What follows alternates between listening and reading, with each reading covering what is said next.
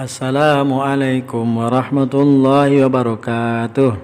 Kaifa halukum ya aulad?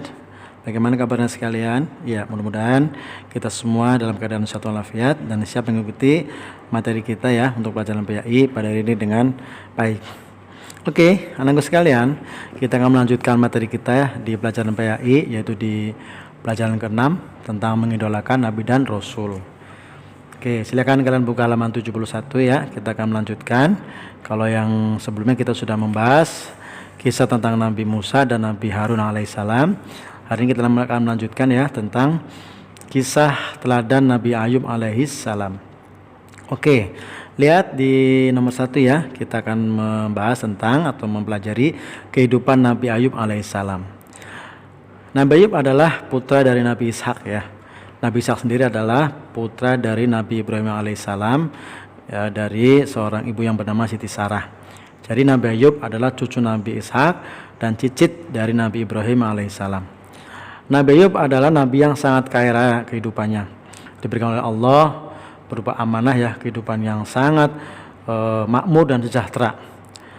Kekayaannya sangat banyak ya, dari harta bendanya, hewan ternaknya, terus juga anaknya juga banyak kan, kerajaannya, rumahnya juga sangat megah dan mewah ya. Tetapi walaupun Nabi Ayub hidup makmur, sejahtera dan kaya raya, seorang nabi ya tidak pernah melupakan akan perintah Allah Subhanahu wa taala, yaitu tetap rajin beribadah kepada Allah Subhanahu wa taala.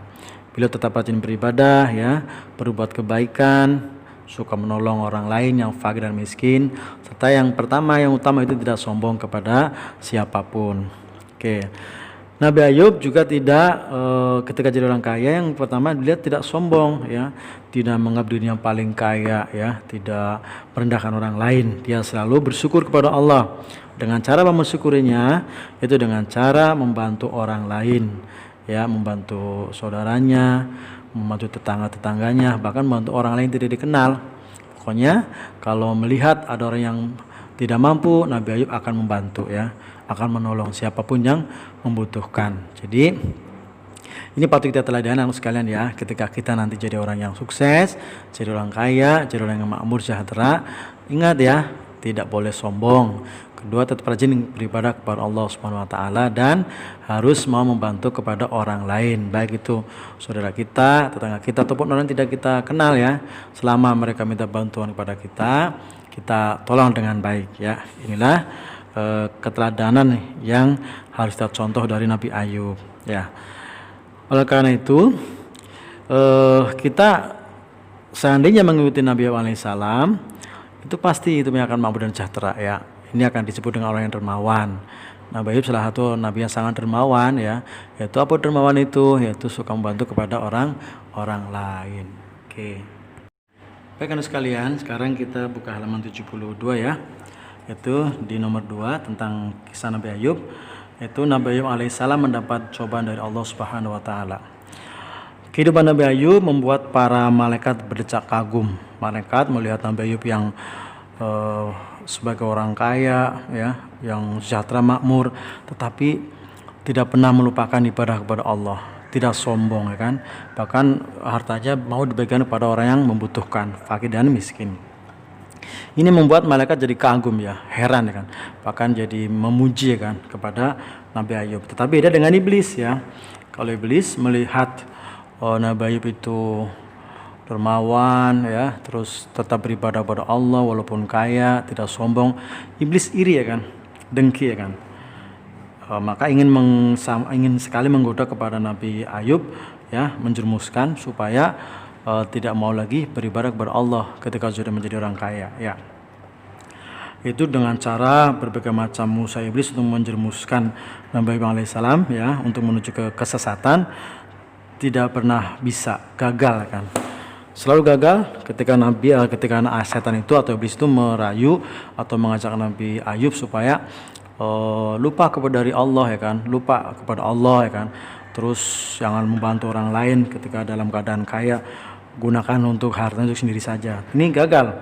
Sama sekali gagal Nabi Ayub untuk setan untuk menggoda Nabi Ayub alaihi salam. Oke. Oke, oleh karena itu ketika sudah gagal berkali-kali mencoba Nabi Ayub untuk tadi tidak taat kepada Allah, ya kan, mengajak ke dalam kesesatan, tidak pernah berhasil, maka suatu ketika iblis izin kepada Allah. Izinnya apa? Mereka meminta kepada Allah untuk mengizinkan, ya, menguji keimanan Nabi Ayub alaihissalam dengan berkata bagaimana? Yaitu perkataan iblis kepada Allah seperti ini. Ya Allah, sesungguhnya Ayub berbakti dan taat kepadamu karena takut kehilangan kekayaan dan engkau atau yang engkau berikan. Ya. Jika dia terkena musibah dan kehilangan harta bendanya, belum tentu dia akan taat dan ikhlas kepadamu atau mau beribadah kepada kamu. Ini perkataan iblis kepada Allah, atau mungkin ucapan iblis kepada Allah. Allah pun berfirman kepada iblis, sesungguhnya Ayub adalah hambaku yang sangat taat dan ikhlas. Semua ibadahnya adalah semata-mata untuk mendekatkan diri kepadaku. Iman dan takwanya tidak akan luntur tidak oleh apapun, atau tidak walaupun dengan kekayaannya. Ketaatan dan patuhnya kepadaku tidak akan berkurang sedikit pun meskipun dia jatuh miskin. Engkau hanya iri dan tidak suka melihat hamba-hambaku berada dalam jalan yang lurus. Oke. Untuk membuktikan keimanan dan ketaatan Nabi Ayub, akhirnya Allah pun coba ingin menunjukkan kepada iblis bahwa Nabi Ayub ini tidak mudah, ya kan, digoda ataupun tidak seperti yang iblis sampaikan, bahwasanya Nabi Ayub itu taat kepada Allah hanya karena takut kehilangan hartanya. Maka Allah pun mengizinkan iblis itu menguji kepada Nabi Ayub. Ya. Yang pertama yaitu iblis coba membinasakan binatang ternak Nabi Ayub. Semua binatang ternaknya, ya, sapinya, ontanya, kambingnya, lama-kelamaan menjadi habis, mati semuanya, ya. Sapi, onta, ya kan, terus dombanya yang dimiliki oleh Nabi Ayub habis semuanya, satu persatu, tidak tinggal satu pun, ya kan, semuanya mati kan. Nah, ketika mati, apakah Nabi Ayub alaihissalam langsung tidak taat kepada Allah? Justru malah semakin taat kepada Allah, justru malah semakin dekat kepada Allah dan semakin sabar, tidak mudah putus asa, tidak marah, ya, dan tidak menyesalinya. Oke. Ketika sudah meninggal semua binatang ternak, sudah mati semua binatang ternaknya, kedua yaitu iblis coba mengganggu dengan cara apa? Yaitu dengan cara tadi, ya, rumah-rumahnya Nabi Ayub alaihissalam dirobohkan oleh iblis, ya, dirobohkan, dihancurkan, sampai-sampai anaknya pun tertimpa oleh rumah-rumah Nabi Ayub yang besar, kan. Satu persatu anaknya meninggal semuanya. Jadi ini godaan yang diberikan oleh iblis, ya, yang dilakukan oleh iblis untuk menggoda keimanan Nabi Ayub alaihissalam, yaitu dengan cara mematikan semua binatang ternaknya, ya kan, membakar semua lumbung-lumbung padinya, tanaman tanaman yang ditanam oleh Nabi Ayub semuanya dihancurkan, ya, semua jenis tanamannya, kebun-kebunnya dimusnahkan, dibakar oleh setan. Bahkan rumah-rumahnya pun dirobohkan yang besar sampai semua anaknya meninggal, ya. Kira-kira setelah setan itu menggoda dengan cara menghancurkan binatang ternak Nabi Ayub, terus tanaman-tanamannya, pohon-pohonnya, kebun-kebunnya, serta rumah dan anak-anaknya sudah dihancurkan oleh iblis, kira-kira Nabi Ayub bagaimana? Tetap beriman kepada Allah atau berpaling dari Allah? Ternyata Nabi Ayub adalah seorang nabi yang sangat sabar, walaupun semuanya hilang, ya kan, tetap Nabi Ayub alaihissalam tetap beribadah kepada Allah, ya kan, taat kepada Allah, tidak kurang sedikit pun, bahkan justru malah semakin taat, semakin dekat kepada Allah. Nah, melihat dengan kesabaran dan ketaatan Nabi Ayub alaihissalam kepada kepada Allah, akhirnya iblis semakin marah, kan, udah kehilangan akal.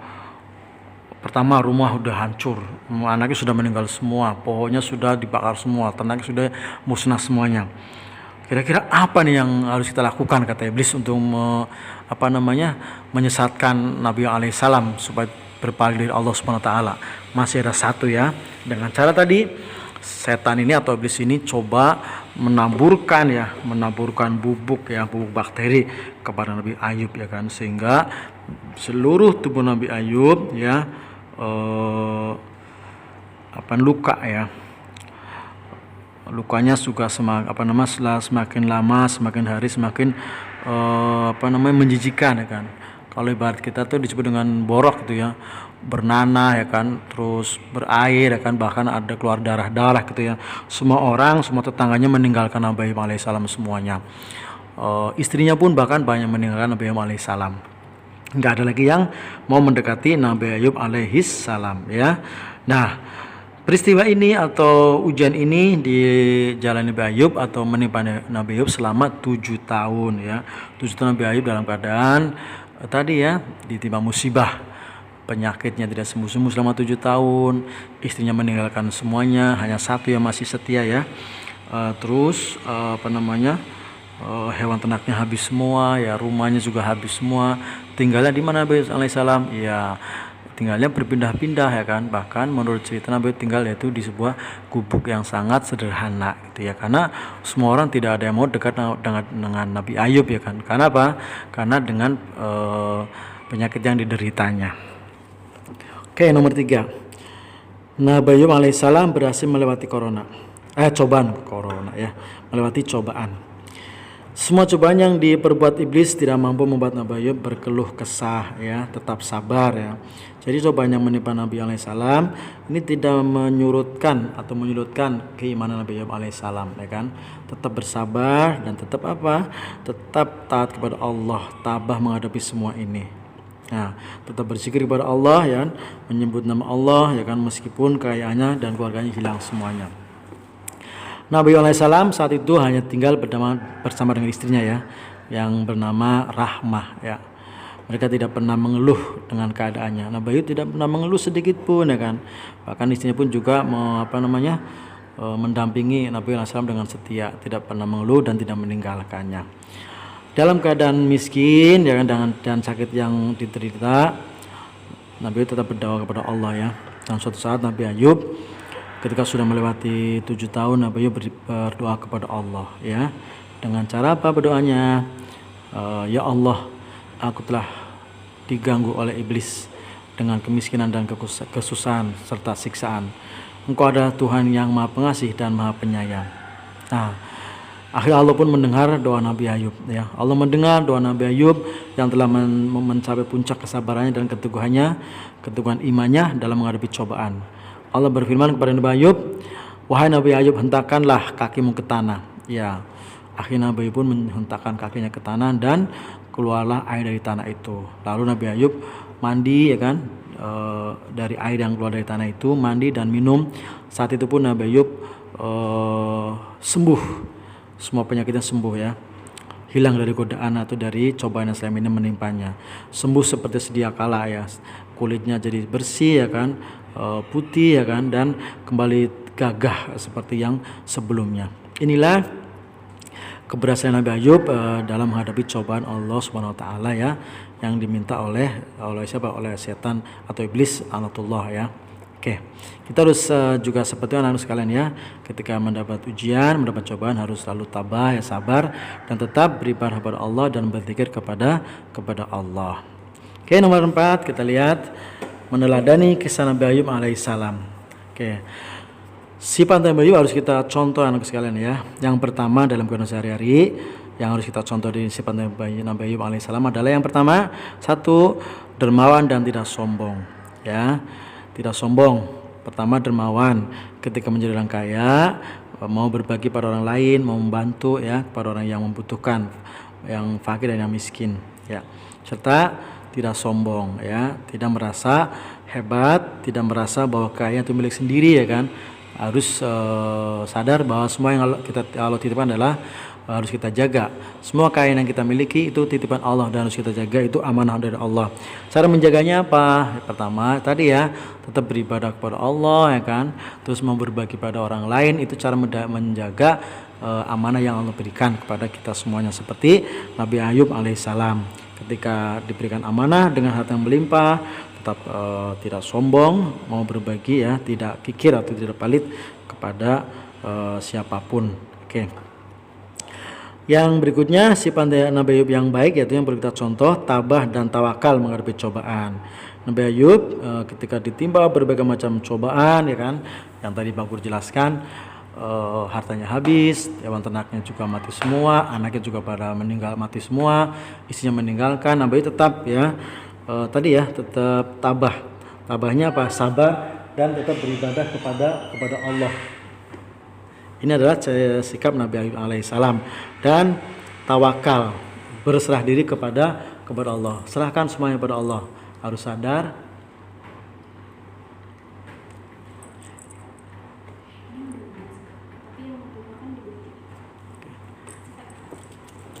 Ya, harus tawakal menghadapi cobaan. Tawakal itu apa ya? Berserah diri. Ketika sudah beribadah berdoa kepada Allah, udah sabar, ya kan, sudah berdoa kepada Allah, selebihnya kita serahkan pada Allah, ya. Itu namanya tawakal. Sudah berusaha, ya, berdoa, bersabar, kan, itu baru kita tawakal. Apa tawakal? Menyerahkan segalanya kepada Allah Subhanahu wa ta'ala. Baik anak sekalian, sekarang kita coba buka halaman 74, ya. Itu kisah teladan Nabi Zulkifli alaihissalam. Nabi Zulkifli adalah putra dari Nabi Ayub alaihissalam dengan istri yang bernama Rahmah, ya. Itu yang terakhir tuh, yang masih taat dan masih mau menemani Nabi Ayub ketika dalam keadaan kesusahan. Nama aslinya adalah Bishir, yang nama asli Nabi Zulkifli. Adapun nama Zulkifli diberikan karena kesanggupannya memegang janji, ya. Zulkifli artinya orang yang memiliki kesanggupan. Jadi nama Zulkifli ini diberikan karena Nabi Zulkifli orang yang terkenal dengan sanggup memegang janjinya. Janji apa? Nanti kita akan pelajari.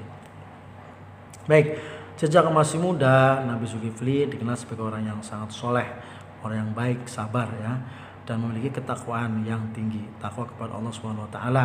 Tidak pernah berbuat yang tidak baik, selalu berbuat yang baik-baik, gitu, ya, menghindari segala perbuatan yang tercela. Nah, Nabi Zulkifli juga dikenal sebagai orang yang cerdas dan pemberani, ya, seperti Nabi Musa, gitu, ya, pemberani dan cerdas. Oke. Suatu ketika di negara itu atau negeri yang ditempati oleh Nabi Zulkifli alaihissalam, suatu saat ada seorang raja, ya, yang berkehendak mencari penggantinya, karena raja itu sudah sangat tua, ingin mencari pengganti, ya kan, atau menyerahkan tahtanya, kedudukannya kepada orang lain. Dia pun ingin mencari orang yang pantas menggantinya sebagai raja, karena raja itu tidak sembarangan, ya, harus benar-benar orang yang baik, ya, yang sanggup memegang amanat sebagai seorang raja. Oke. Nah, untuk mencari seorang raja sebagai penggantinya, raja itu pun menetapkan 3 syarat. Diumumkanlah di negeri itu, diumumkan kepada seluruh rakyatnya bahwa raja akan mencari pengganti, tapi dengan 3 syarat, ya. Kalaupun sanggup, silakan bisa menjadi seorang raja. Syaratnya apa? Yang 3 itu, yang pertama, puasa di siang hari. Jadi setiap hari puasa, ya, di siang hari puasa sepanjang selama dia menjadi raja, ya. Yang berikutnya sholat malam, ya, setiap malam harus sholat tahajud, ya, mungkin sholat hajat, gitu, ya, pokoknya sholat malam. Dan memiliki sifat yang sabar dalam menghadapi permasalahan, ya, dan ujian. Saat itu nggak ada satupun rakyatnya yang mau, ya kan, yang sanggup menerima ataupun mengikuti atau mengikuti persyaratan 3 tadi, ya. Nah, saat itu hanya satu yang sanggup, yaitu Nabi Zulkifli alaihissalam. Akhirnya karena Nabi Zulkifli itu sanggup menjalankan persyaratan 3 tadi itu, akhirnya diangkatlah Nabi Zulkifli sebagai seorang raja. Oke, setelah menjadi raja, Nabi Zulkifli sangat menepati janjinya. Setiap hari dia berpuasa siang, ya kan, tiap malam pun selalu rajin sholat malam, ya. Dan dia juga sangat sabar, tidak pernah marah kepada rakyatnya. Nah, suatu hari itu, saat itu ada iblis yang sangat marah, kesal, ya, dan jengkel kepada Nabi Zulkifli alaihissalam. Karena apa? Persyaratan 3 tadi dijalankan dengan baik ya kan. Tiap siang puasa ya kan. Terus tiap malam juga sholat malam. Hanya satu nih ya kan yang ingin diuji oleh setan atau iblis kepada Nabi Zulkifli. Oke. Iblis pun coba untuk menguji Nabi Zulkifli, itu menguji kesabarannya. Pada suatu hari ya kan, iblis datang ya kepada Nabi Zulkifli menjelma sebagai orang tua ya. Orang tua ya ingin mengganggu waktu tidur Nabi Zulkifli. Suatu saat, suatu malam, setan atau iblis datang ke istana Nabi Zulkifli. Saat itu orang udah tidur semuanya, udah sangat larut malam, dan dia datang kepada Nabi Zulkifli ya. Nabi Zulkifli tetap menerima orang tua tadi ya dengan sabar, walaupun malam-malam waktu istirahat ada tamu ya kan. Orang itu mengatakan ya bahwa dia perampok ya. Ya, dia itu perampok, semua barangnya habis ya kan. Bukan perampok, dia dirampok gitu ya. Bahwa orang tadi mengatakan bahwa saya dirampok, semua barangnya habis ya. Nabi Zulkifli pun akhirnya menyarankan agar orang tua itu datang besok paginya ya kan. Tapi ketika ditunggu besok paginya nggak datang. Ketika sudah malam orang tua tadi datang lagi ya kan. Ya, mengadu kepada Nabi Zulkifli. Katanya dirampok lagi hartanya. Padahal Nabi Zulkifli tadi pagi sudah kemarin malam sudah menyatakan datang besok pagi kan. Nabi Zulkifli pun bertanya kepada iblis, orang tua tadi, kenapa tadi kamu nggak datang? Kata dia, ketika tadi pagi hartanya dikembalikan, tapi malamnya dirampok lagi kan. Akhirnya dia pun datang malam-malam kepada Nabi Zulkifli alaihissalam. Tetap walaupun begitu Nabi Zulkifli tetap bersabar menerima tamunya ya, dan menyelesaikan tugasnya ya kan, sebagai seorang raja untuk mengayomi rakyatnya. Nah, suatu saat karena orang tua itu datang berkali-kali ya kan, setiap malam, akhirnya Nabi Zulkifli pun memerintahkan pada para pengawalnya untuk mengunci pintu istana ya. Nah, ketika itu dikunci, tiba-tiba setan orang tua tadi muncul di kamar Nabi Zulkifli ya. Tiba-tiba muncul. Padahal sudah dikunci ya kan. Akhirnya saat itu pun Nabi Zulkifli mulai sadar bahwa orang tua yang datang selama ini ke istana Nabi Zulkifli bukan orang, tetapi adalah penjelmaan iblis ya. Dan saat itu pun iblis merasa gagal ya, mengganggu atau menguji kesabaran Nabi Zulkifli alaihissalam. Oke. Kesabaran Nabi Zulkifli pun bukan hanya itu ya, diuji oleh setan ya, tetapi suatu saat negaranya ingin mengadakan perang dengan negara lain ya, diserang kan. Tentara dan rakyatnya diperintahkan untuk maju ke medan perang, tetapi tidak ada yang mau ya kan. Disuruh berperang untuk mempertahankan negaranya ketika diserang oleh negara lain. Tentaranya nggak ada yang mau dan rakyatnya nggak ada yang mau membantu Nabi Zulkifli kan ya. Mereka mau maju kan, kata rakyatnya berbicara kepada Nabi Zulkifli alaihissalam. Tetapi asal Nabi Zulkifli mau menjamin mereka bahwa selama perang mereka akan selamat dan tidak mati dalam berperang. Akhirnya Nabi Zulkifli pun berdoa kepada Allah, meminta kepada Allah supaya rakyatnya ketika ikut berperang atau tentaranya ketika ikut berperang tidak mati. Allah pun mengabulkan doa Nabi Zulkifli alaihissalam. Semua tentara dan rakyatnya ikut ikut berperang, tidak ada yang mati, musuh pun dapat dikalahkan. Itulah kisah ya, ketakwaan, kesabaran ya, dan ketaatan Nabi Zulkifli alaihissalam ya dalam menghadapi ujian yang diberikan oleh Allah Subhanahu wa taala. Oke anak sekalian, sekarang kita lihat halaman 75 ya. Itu menepati janji. Sifat menepati janji tercermin dari nama Zulkifli ya. Sejak muda Nabi Zulkifli dikenal sebagai orang yang tidak pernah ingkar janji. Ketika diangkat jadi raja pun Nabi Zulkifli tetap menjalankan janjinya, tidak pernah diingkarinya ya.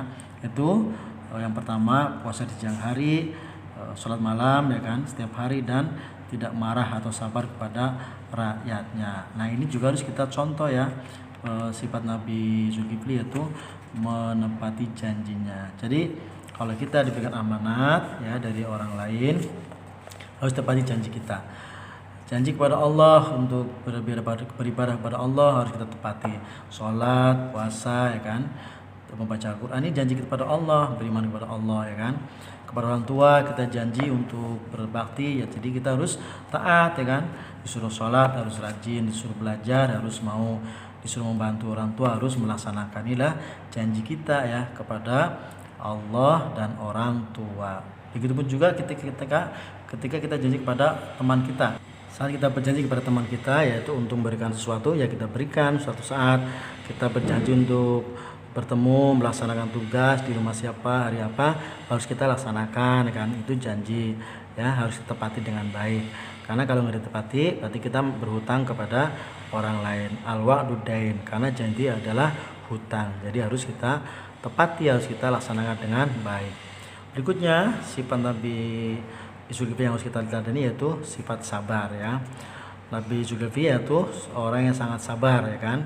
Dibuktikan dengan apa? Ya, ketika menjadi raja, mengayomi, ya, mengikuti semua keinginan rakyatnya dengan baik, ya.